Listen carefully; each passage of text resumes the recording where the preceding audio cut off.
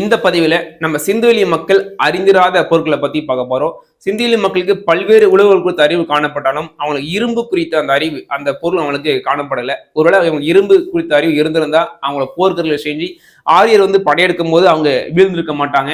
So அதனால சிந்துவெளி மக்களுக்கு இரும்பு குறித்த அறிவு இல்லை. அது மட்டும் இல்ல, சிந்துவெளி மக்கள் அரிசி, கோதுமை, பார்லி எல்லாத்தையும் பயிரிட்டாங்க.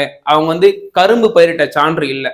இது தவிர சிந்துவெளி மக்களுக்கு குதிரை மற்றும் சிங்கம் குறித்த அந்த விலங்குகளும் அவங்களுக்கு பழக்கப்படுத்தப்படலை. இதை தவிர நான் பார்க்கும்போது சிந்துவெளி மக்களுக்கு வழிபாட்டு தலம், அதாவது இறைவனை வைத்து வழிபடக்கூடிய அந்த முறையை அவங்களுக்கு அறிந்திருக்கல. அதனால கோவில் என்ற வழிபாட்டு தலம் இல்லை.